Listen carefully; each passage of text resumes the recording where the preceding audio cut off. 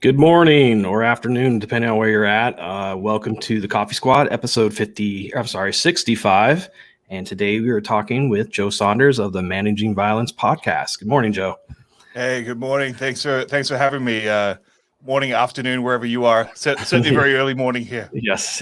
For those who aren't familiar, Joe is in the land down under, and he is about 14 hours ahead. So he's coming to us from the future. So, yeah. No hoverboards, unfortunately. Not that far in the future. All right. So just a quick bio on Joe. He works for one of Australia's leading risk management consultancies, Risk to Solution. He is the state manager for Victoria and Tasmania, as well as the national practice lead for occupational violence and aggression. He consults to federal and state government clients, as well as private enterprise on a full-time basis. Does executive protection, arm protection, hospital security, and senior violence management education roles.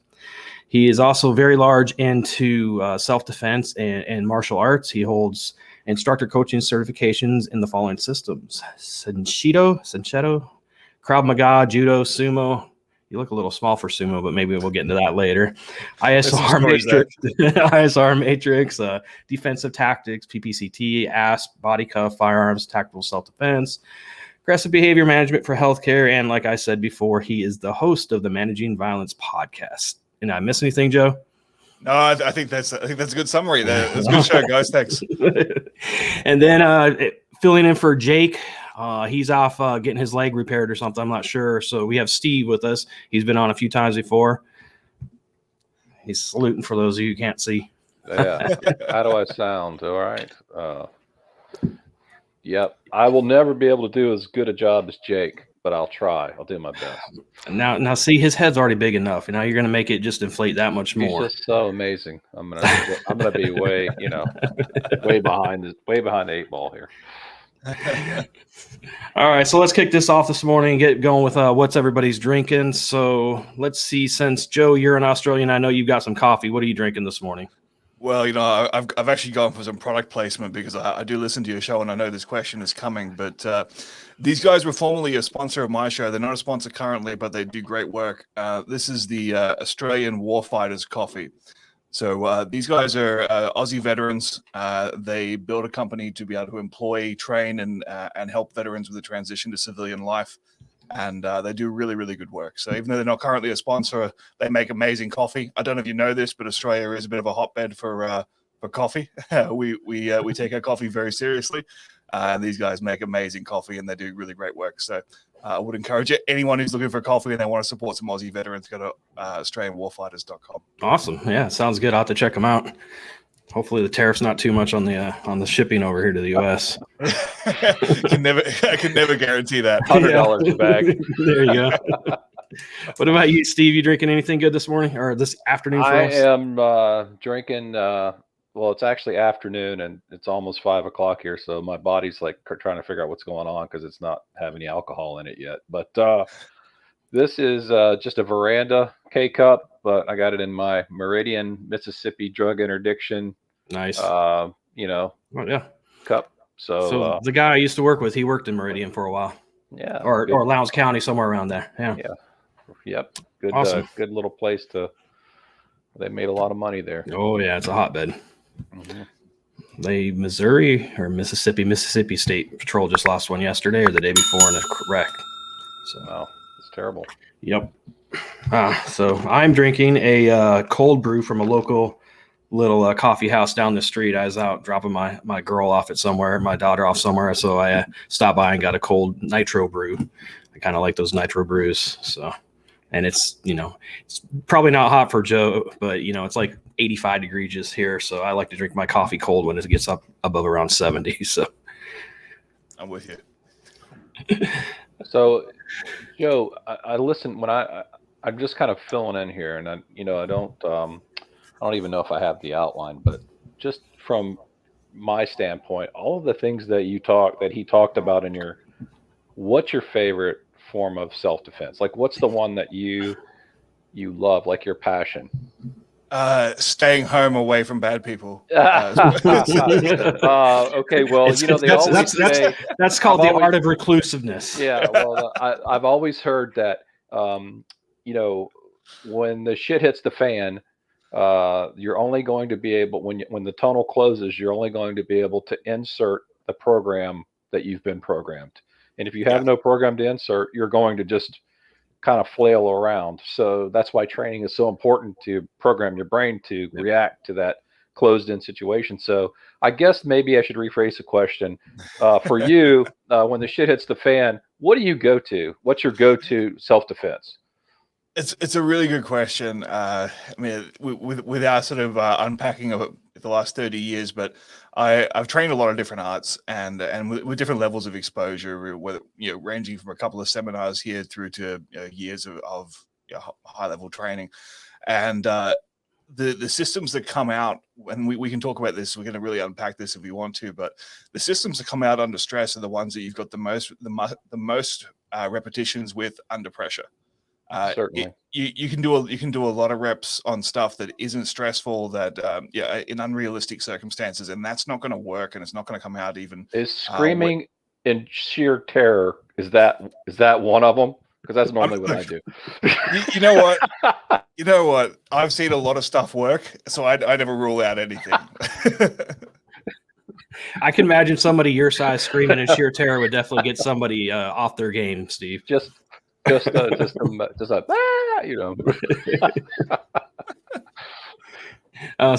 So when I was reading your bio, Joe, is kind of I kind of felt a kindred spirit, because you talked about creating your playground police, and so when I was in middle or grade school, me and my buddies created the Bully Busters, because there's always those older kids who walk around and kind of rule the playground. So it was like 3 or 4 of us who kind of protected the little kids, and so I was like, oh, so I'm not the only weird one who did that when I was in school. So yeah, it's amazing. I reflect back upon that. Like I was 6 years old. I was in first grade, and I was always a big kid, right? I was like probably the size of the kids 2 grades up. So, and that was pretty much consistent right through until high school, that I was always the tallest and biggest kid in my year level.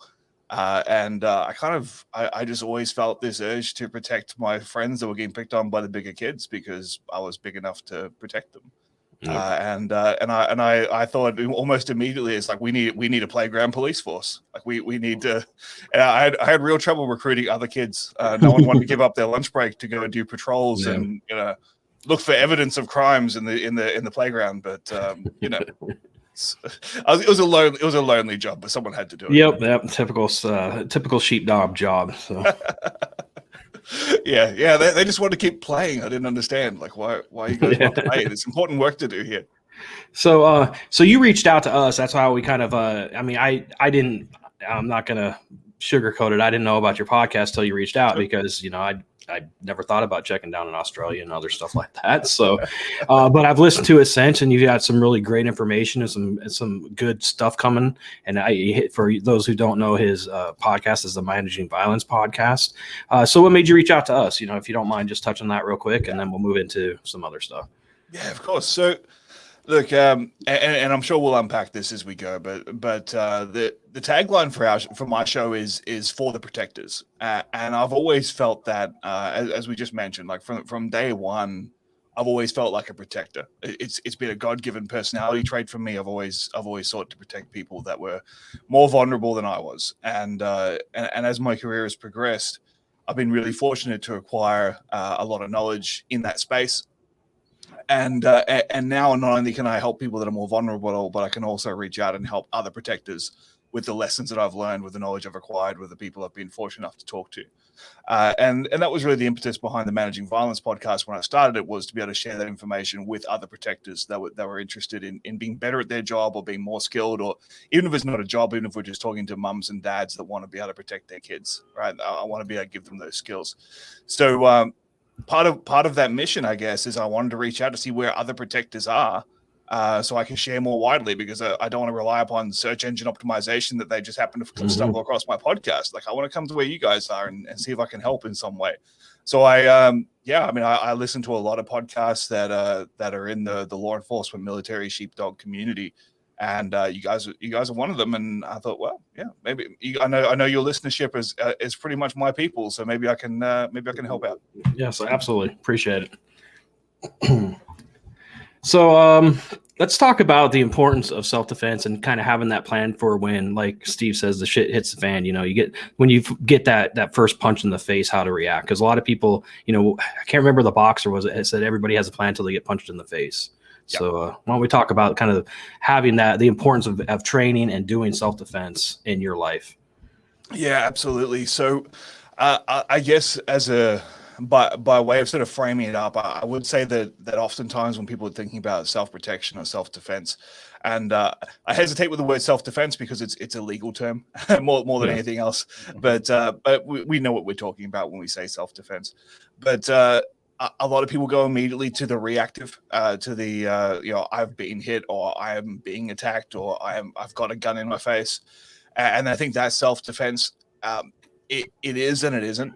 There's a lot more that goes into the proactive side of self-defense, and I guess that's sort of where I've moved my focus over the last, especially 5 to 10 years since I started. I had kids and my whole life changed. I wasn't on front lines of violence very much anymore. I was more just sort of trying to make good decisions and try to help other people make good decisions. So I think self-defense generally starts in that before phase. What do I do to understand my risk factors, to understand my threat package, to use that terminology, so that I understand where I'm vulnerable, what things do I do, what hobbies do I do, what places do I go that make me vulnerable, understanding the criminal aspects of my neighborhood. So I know, if we're talking about home security, well, I've got to understand what's happening in my neighborhood, and what sort of houses in my neighborhood are being attacked, and is it a thing where we have a spate of home invasions while people are home, or is it more sort of opportunistic burglary and robbery? Like, what are we actually dealing with? So all that is important before we get to the actual physical. But in terms of physical, it is important to have that plan B, because you can be switched on and you can be situationally aware, and an anomaly can still come up. You can still miss something, or you just end up in a really bad situation, right? Well, you mentioned situationally aware. I was going to bring that up to you. Being a law enforcement officer for most of my life, dealing with people who were victims, most victims are just not situationally aware of, and that's why they become victims. How do you teach? How do you go about teaching that to someone? Just that's brand new, that's right off the street, just your average person. It depends on their level of motivation. So if you're dealing with a civilian audience, or people that are that have no connection whatsoever to bad things, if we make it really basic, people that are kind of got the blinders on, sometimes you have to scare them first. Sometimes you have to show them how that these bad things have happened to people like them in their neighborhood in recent times, because it's really easy if you live in a first world country that has a well-functioning police force, and you pay your taxes and things get taken care of. It's really easy to be naive and sheltered from realities that other people manage for you. And Are you aware of the video that just came out, Joe? It was out. And Will, as you also where the lady gets kind of sucker punched in the face walking through the market. I haven't seen that one.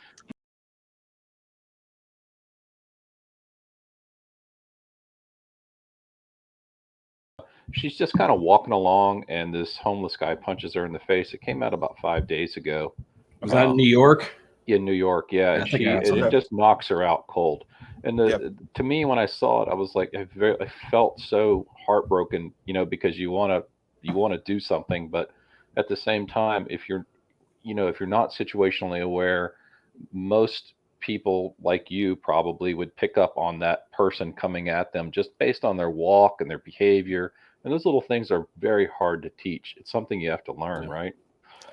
Yeah. So I think coming back to levels of motivation, if someone isn't motivated to be situationally aware, if they don't see a need for it, that you need to create that need first. If someone is saying, look, I'm concerned about my well-being, I'm concerned about my safety, how do I become more situationally aware? That's easy now, because now we can start building systems. Right now we can start giving them systems to be able to take note of their place, the people around them, what plans they have in place, etc. We can also start talking about things like Cooper's color codes and the OODA loop and those kinds of concepts, once there's a willingness to acquire the knowledge and to apply the knowledge, then we can start to really build some capability. Right And now let's step back on that. You mentioned, is that the black and yellow? Is that what you're referring to? Being in the black, being in the yellow? Yeah. So you got your Cooper's color codes were white, which is completely unaware, yellow, which is basically the next level up, and then orange, which orange, which was responding to potential danger, red being active threat, and then black being fighting, war. So I mean, and just understanding like where you're at and being situationally aware, depending on what's around you. So, for example, in that situation, I haven't seen the video, but oftentimes people walk through life in a state of complete unawareness. They're looking at their phone, they're looking at their iPad, they have zero awareness of what's around them, or alternatively, they're just got a base level of awareness, but they don't know, they don't have a finely tuned radar to pick up on what is a potential threat. So that she might have noticed a homeless guy, but she didn't notice that he was fidgety, or that he was restless, or that his eyes were darting all over the place, or that she might not notice some of those warning signs that could have put her into a higher level of alertness because she didn't have the knowledge or the emotional connection to that being a reality. Sure. I think that was the hardest part for me when I got out, is going from constantly questioning everybody to not, but keeping that level of awareness. And I think teaching my girls that there is danger out there is evil out there, and not to kind of take it for granted, because we do live in a first world country. We do get afforded those luxuries that other countries don't have. And it's hard that they don't see the evil that's out there because they're sheltered from it. How do you get that soccer mom or whoever who has never really experienced the evil out there to be aware of it without kind of freaking them out and scaring them to death? Man, this is the $1 million question, because it really depends on each person's psyche and their level of mental resilience and what they're open to, and you can tell a story to someone that traumatizes them legitimately, and let alone doing a scenario replication of something horrible. So it is something that you have to deal with on a case-by-case basis, and I completely relate to what you're saying there with your daughter.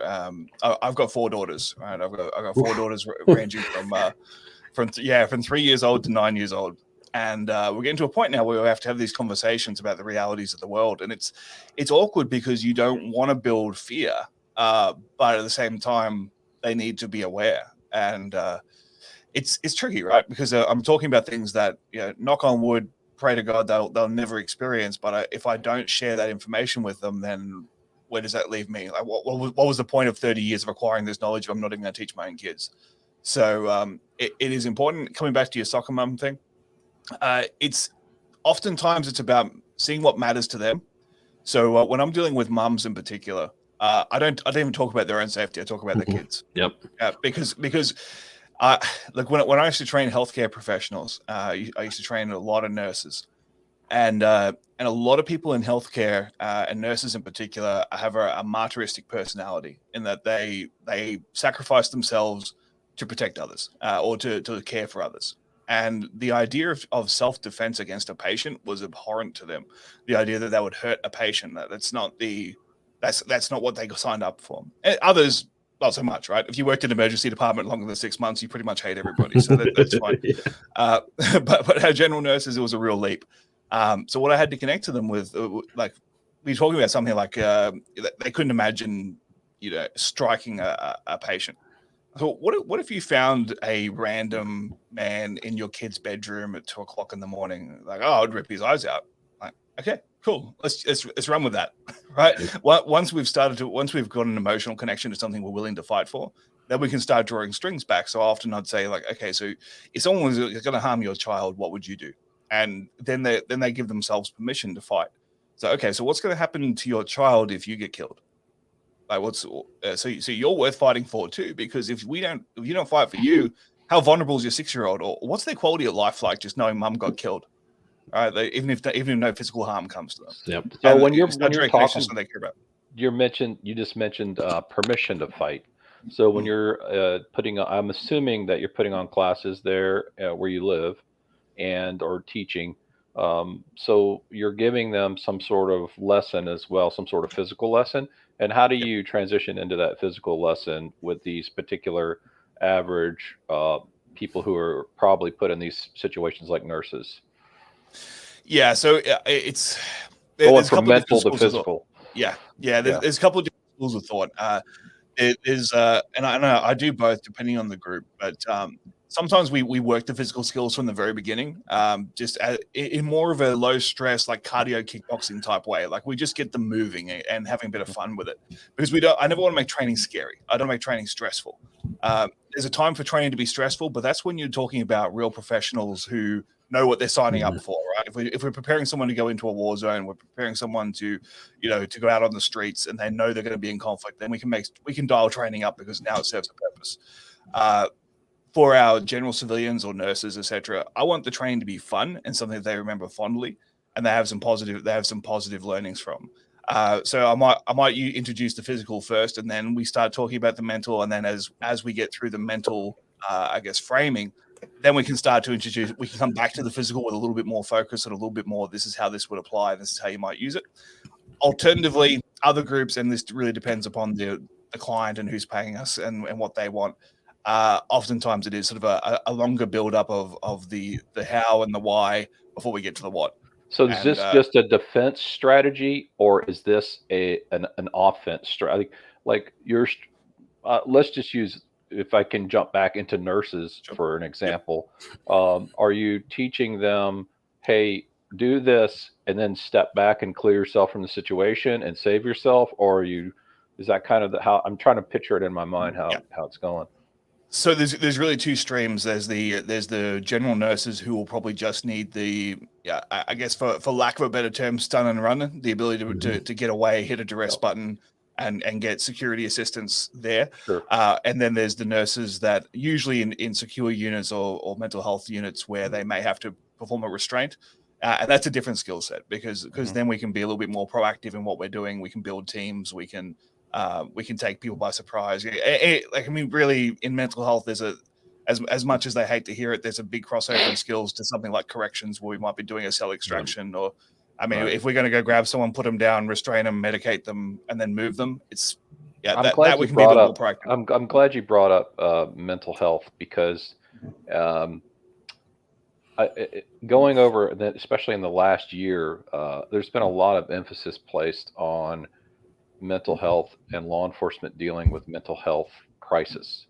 So the emphasis has been here in the States, especially, it's more of a political driven situation of, hey, there's a mental crisis. We're going to create this unit that's not the police, that's going to come deal with this, mental patient that's in the middle of the street. And it's interesting to me for people who have never been in the middle of the street with someone wielding a machete that's naked on drugs. You're not going to call in and this is a real thing. You're not going to call in some social worker. It's a whole nother realm of things just happening instantly, that you're trying to make the best decision you can. Here's a guy with a rake, naked, standing in the middle of the interstate, and you're trying to do something to both stay alive and to not hurt him, but he is full on, incredibly strong and strung out on whatever. Yep. Are you dealing with those types of situations there as well? Yeah, we look, probably not as frequently, but they do still come up. We still have issues with meth. We still have issues with, we have people that exhibit excited delirium. We have mental health conditions and so on and so forth. There's a lot of that our law enforcement officers are still dealing with. And look, the biggest flaw in the argument is assuming that these situations are black and white. Like sometimes people need a social worker and sometimes people need a police officer, but sometimes they need both. And sometimes they need the police officer first before they can get to a point where the social worker can take over. And it would be really great if we could train every cop to be a fully functional social worker as well as a police officer.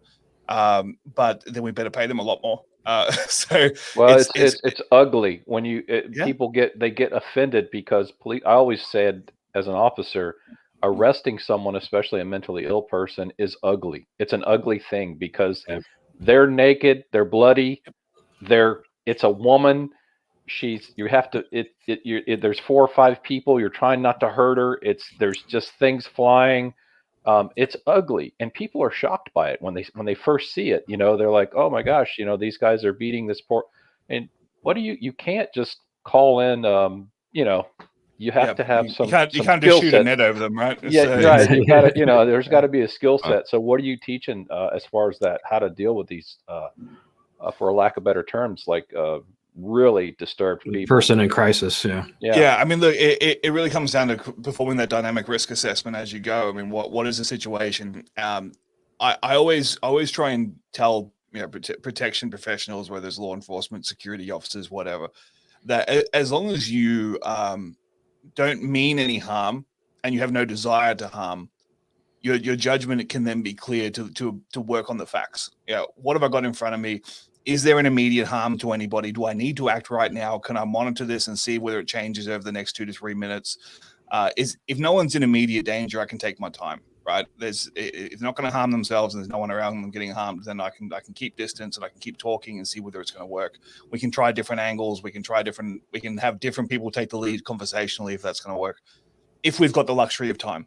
If we don't have the luxury of time because they're going to kill themselves or they're going to harm somebody else, then we just need to act as quickly and as safely as we can to minimize harm to as many people as we can. And unfortunately, sometimes there's no way of minimizing harm to innocent people without harming the person who is causing the situation in the first place. And I know no one wants to do that, or at least I hope no one wants to do that. But that's just the reality of the situation. Yeah. Right? And even if you put a bunch of social workers in front of the situation, they're still going to pull back eventually and go, I can't get close to him. He won't listen to me. Yeah, that's what we've got tasers for. Right?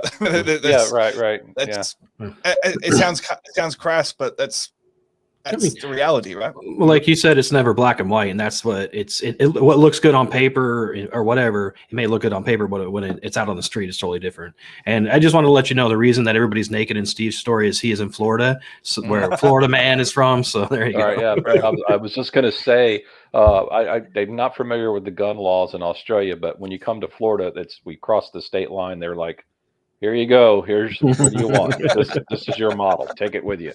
Welcome to Florida. So yeah, everyone here is, we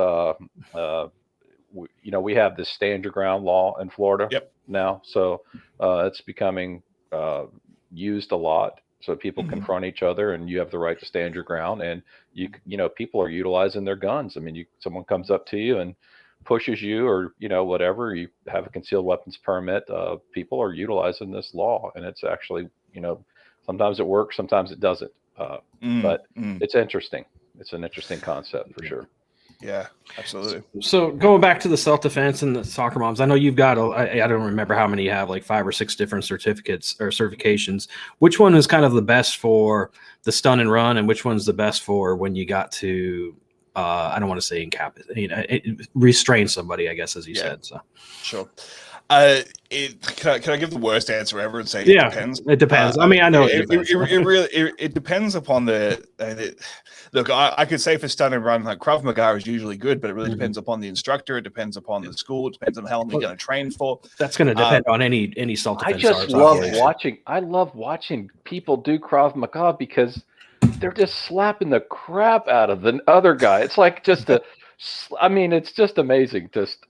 Hopefully you put a little section in, Will, of just somebody just getting the crap slapped out of them by a Krav Maga expert. It's just amazing stuff. So sorry about that. Yeah, and look, but it has to be 100% contextualized, right? Because I mean, Krav Maga has really evolved out of a military combative system that was put together to train a bunch of conscripts as quickly as possible to be effective in warfare, right? So the origin of Krav Maga is that if you took a whole bunch of farmers and you had 6 weeks to make them into a defense force, what would you do?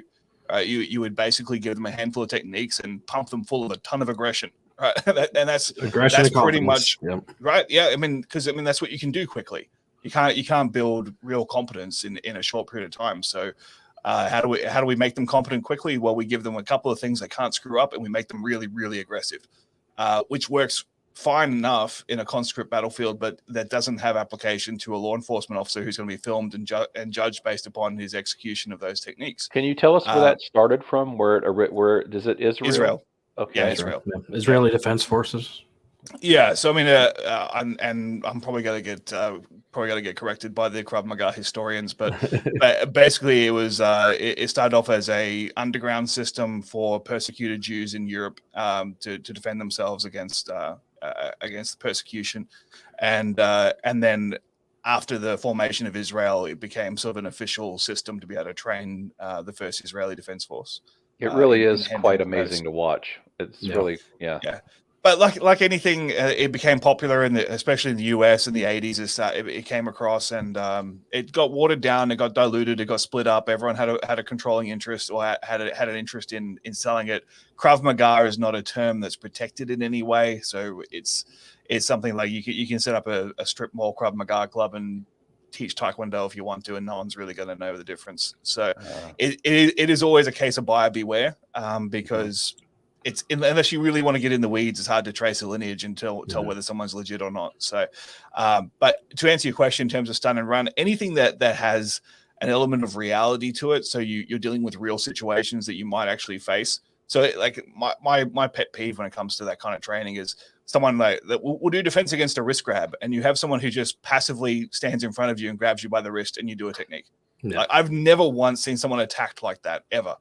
So why are we training to defend that? I mean, fine while you're introducing a concept and getting the mechanics right, but if we don't start applying some sort of momentum, some sort of force, some sort of squeeze, I mean, why are they grabbing you by the wrist? Well, no one grabs a man by the wrist, right? If someone's grabbing you by the wrist, chances are it's because there's a force disparity there, because it's a bigger person trying to drag you somewhere.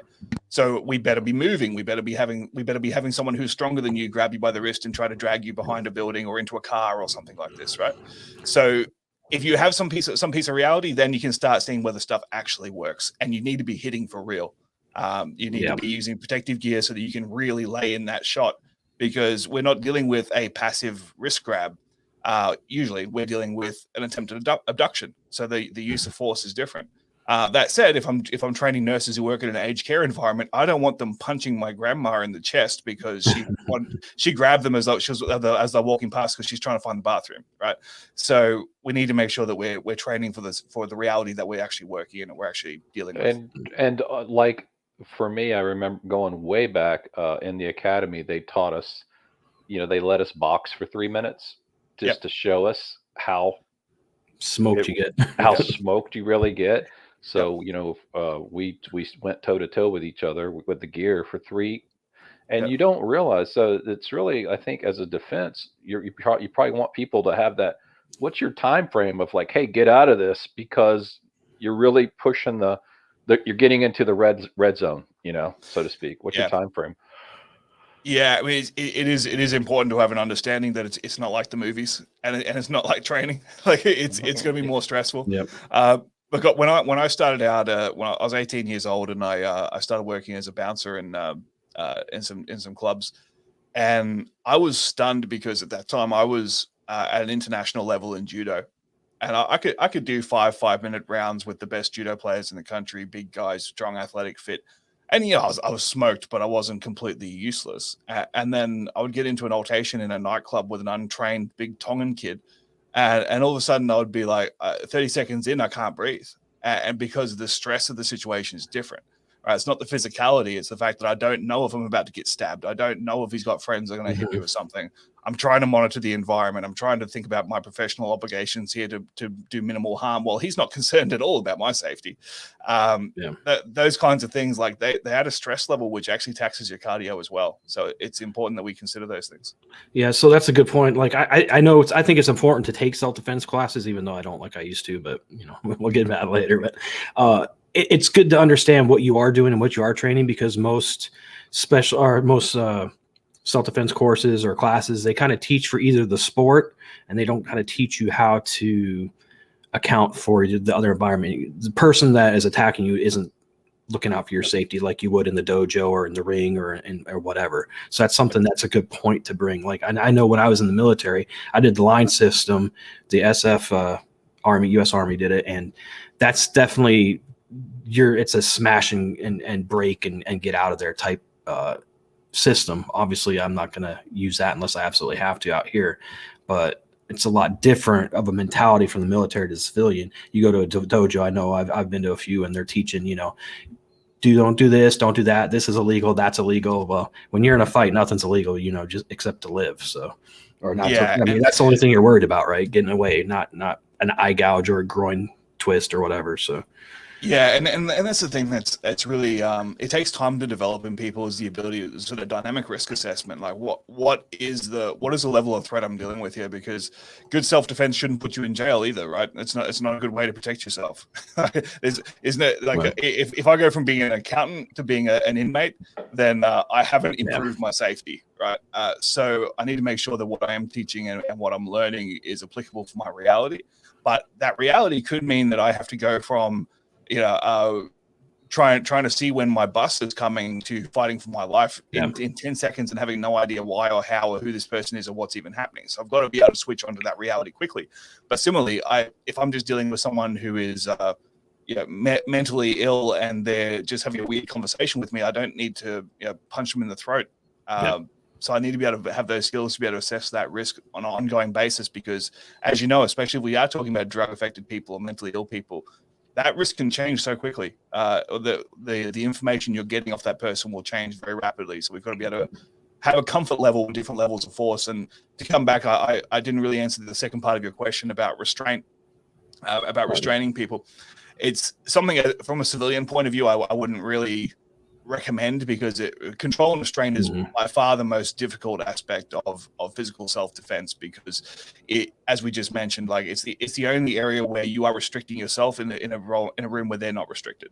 So you are trying to control them in a way that doesn't cause any undue harm to them, and they don't have any such concerns about you. And in a control and restraint situation, I always say you've got three masters. You've got the first master, which is keeping yourself safe; the second master, which is keeping the person you're restraining safe; and then the third master is how does it look on camera. So when we're trying to keep all those things straight and still be effective, it becomes very, very difficult. So control and restraint is something that I only really teach to professionals who need it, because otherwise it seems it's usually a bit of a waste of time of what they really need. I mean, there's always the avenue for the drunken uncle at the party, to use that cliche, or the restraining a child who has anger issues or something like that. But most people don't tend to kill their children in that situation. So No, I think that some of the best advice is to listen to your instincts as well. I mean, I've seen a lot of guys that would just, flatline me because they were trained, they've been training in MMA, and, they really are monsters, and so you have to know how to keep your distance, and you also have to be smart enough to know when to back up, when to go, okay, this guy is an animal, like I've got to back up from him just a second here, just because, I'm some sort of authority figure doesn't mean that he's going to adjust to me or listen to what I've got to say. He could take me out real quick. There's a lot of animals out there. So and especially highly trained guys that are training every day in these, in these gyms. And you really need to know when to back off. And so are you telling people, hey, like I love that term, you stun and run, like just run, because sometimes that might be the best. If you can't beat this particular individual, sometimes just saving yourself is a good advice, right? Yeah. So a couple of things there. I tell people, like, if you ever find yourself professionally, if you find yourself in a fair fight, then you screwed it up. Right. It should never be fair. Like, I want to be bigger, stronger, better trained, more tools, and more friends than the other guy. Right. That's if I'm in a professional capacity and I don't stack the odds in my favor, then what am I even doing? Right. Sure. This isn't about an honor fight. This isn't about, if I want to have a fair fight, I'll do it in a ring. I'll do it in a dojo. Like, if I'm just trying to get home to my kids, then I don't want an equal chance of losing. That doesn't make any sense at all, right? So, and we can apply that to warfare or anywhere else, right? We want to be better equipped and better than everybody else because we don't want to have a fair fight. So, with that in mind, yeah, absolutely. But with a stun and run, yeah, I mean, it's a matter of, again, civilian self-defense. There's no obligation to stay and fight. Even if it's in your home, there's no obligation to stay in your house. If you can get everyone out safely, and have professionals come and deal with this situation, then hey, that's a better deal than having your kids deal with trauma of, I saw dad kill somebody in my bedroom. Yeah. Just staying alive, right? Just keep staying alive, Well, right? Get rid of the ego. Get rid of the ego and do the Sure. smartest thing you can, right? And So, can I just add to that, because this sometimes get neglected. We talk about stun and run, but oftentimes people go, yeah, no, that's what I do, but they only practice the stun. And you ask them, when was the last time you ran? Yeah. Right? Yeah, So, right. Yeah. the number of people I teach, and I go, what's your defense strategy? Oh, I just run away. So when was the last time you ran? Like middle school. Like, Yeah. So like, when was the last time you scaled a fence? When was the last time that you like, and most of them haven't hit a full sprint since they were kids. Well, So- Taser makes they make a new Taser. It's not new. I'm really dating myself, but they make a Taser now that the woman can use, and she shoots it and she lays it down on the ground. And how much time will I think it's like 8 to 30 seconds, depending on the it gives brand, her right? time to run Yeah. away. And I thought, well, that's genius, because she can deploy it, leave it, and then run. Just get out of there. Yeah. Buy yourself a couple of seconds head start. Pretty good strategy, man. Just take those, kick your high heels off and take off running. But I always live to encourage see people, tomorrow. Right. I think that's a good point. If running is part of your strategy, make sure you practice it. If driving is part of your strategy, make sure you practice it. Right? Well, what do they say? Train as you fight, right? Yeah. But that's a good point that you brought, that you can leave. And I'm like, I know working interdiction, one of the sayings that we always used to say is no load is worth your life. There's nothing in your house other than your family, obviously, that's worth your life. So if somebody breaks in, is tearing crap up, get out, call the police or the authorities or whatever, and let them deal with it if you're not comfortable or competent enough to deal with it. So, well, I always say having a good insurance policy is part of self-defense, right? I want to be able to leave my house without worried about I can't afford to replace that. No, self-defense is having all that stuff. Florida, our house has a gun in every corner, and the whole family's like, and we leave the doors unlocked, and we're like, yeah, come on in. I gotta love Florida, man. So I think kind of everything we've talked about kind of goes into having the correct mindset as far as training and when you actually do get in the fight. Can you kind of touch on that a little bit?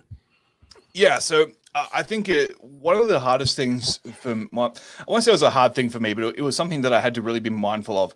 I grew up mostly in sporting martial arts, and my passion was sport. I love competing, and I think just to quickly cover off on that, because I think sporting martial arts have a tremendous carryover to self-defense because of the fact that you get a lot of reps at high intensity with a resisting opponent, right? If you, I mean, I know both you guys have worked in conflict professions, but I mean, there is no one harder to deal with than a former college wrestler. Right? I hate wrestlers. Tough as nails, are the worst. and strong. Okay, you get a college wrestler who now has a drug habit, and you've got a problem, right? Yeah. So, those guys are hard to deal with, not because wrestling is realistic self-defense, but because they've got a lot of reps at some basic techniques, and they're incredibly fit and strong, and they're 100% confident in their ability to tear you limb from limb. So you see that cauliflower ear, you're not going to deal with it. You're going to do something else. Don't pick a fight with that guy. It is the number one warning sign for a policeman to see those ears. Yeah. So I would say here, like here in Australia, there's not a lot of wrestling, but there's a lot of rugby, right? So same thing. Like rugby is a good martial art for self-defense, because you get used to really uncomfortable situations.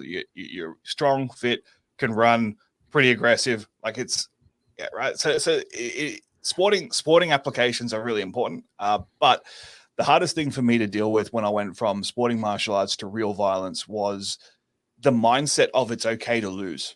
Because in sport, it's okay to tap out. We'll go again. All right. It's okay to go, oh, you got me, you rattled my bell, give me a couple of seconds. Right. That's okay, because you're training, you're trying to get better. And if you don't have an environment where that's possible, then you're in the wrong dojo. But the reality of street violence is losing cannot be an option. It can never be an option. And even when I was doing force on force training, we're using firearms, we're using knives, shock knives, etc. Like I never let my students die. Like you're never allowed to die. I don't care how many times you've been shot. I don't care how many times you've been stabbed. You keep fighting and you will win, because I never want to program failure. Okay. I don't care if someone's been stabbed 17 times in the heart. I have anecdotal evidence that people can live through that, right? There are enough people that have survived crazy stuff that I don't want a student to go, well, I'm dead now. Because if they ever find themselves in a situation that mimics that training experience and it's real, I don't want them to go, oh shit, I guess I'm dead. I want them to keep fighting until the lights go black, right? So that's what I try to instill in students and everybody, is that if you are fighting for your life, or you're fighting to protect your kids, or you're the last line of defense before this guy gets towards the things that you love, then you better not accept that losing is a possibility. that you will, at the very least, my corpse will trip them over and they'll break their neck. Right at some point, I'm not giving up on this. So that's part of their programming that you're putting in them. Has to be, absolutely has to be, because it's too easy when you've never dealt with something to be overwhelmed by it and sort of shut down. And that's kind of how we're programmed in modern society, is when things get too hard, you take a step back and you call a professional. Well, sometimes you are the professional. Sometimes you are the last line of defense. And it's very important to be able to flick that switch and go, yeah, this might be my last day on earth, but I've got to do everything I possibly can in this moment until I can't. And that's critical. And I think that mindset of self-defense, we talked about the proactive mindset of situational awareness and trying to avoid situations. But if I can't avoid it, if I'm in it, then I have to be able to switch that gear and go, okay, this is the moment that I trained for. This is the moment that I'm prepared for. And this is the moment I'm in, and no amount of denial is going to change that. Wow. That's some excellent points and discussion here. One last thing before we get ready to go. I know we're getting ready to cross over into the time limit here. How do you train when you can't get to a class or a dojo? You know, you live somewhere out in the outback, or with the COVID, everybody's isolated. How can you kind of prepare yourself and train yourself for this type of stuff? Well, very timely question, because here in Victoria, in Australia, we just entered our 4th lockdown, to the chagrin of everybody. Wow. But I would recommend, there's a fantastic podcast I can recommend, the Managing Violence podcast. But on a serious note, I mean, this is the perfect time to be practicing those soft skills, right? If you can't actually, I mean, there are a lot of drills you can do on your own. I mean, you guys talked a lot about firearms and so on. There's a lot of stuff you can do with firearms without needing anyone else to train with. There's a lot of dry fire stuff. There's a lot of things you can do in that space. Same thing for martial arts. Like you can do movements, you can do shadow boxing. You can, if you've already got an existing skill set. If you don't have an existing skill set and you're just trying to make yourself safer, then start looking at the preemptive stuff. Like what can I do to make my home safer? What can I do to understand the threat profiles around me? What can I do to have better situational awareness and build a base level of understanding so that when you can train, you have a context to apply it to. If you already have some skills, cool, go practice them, build yourself a dummy, make yourself a punching bag, whatever you need to do. But there's no excuse to not train, but you can train your mind as well as your body. Yep. And stay fit, for crying out loud, guys. Like there's no downside to going for a run. Muscle memory. I know whenever you get to that stressful situation, you're going to go back to your muscle memory and what you've been trained, or what you think you know, or your body knows. It's going to respond to whatever your muscle memory is. Yeah. Yeah. All right. So why don't we talk about Managing Violence podcast real quick, and then tell everybody where we can find you on social media and stuff like that. Absolutely.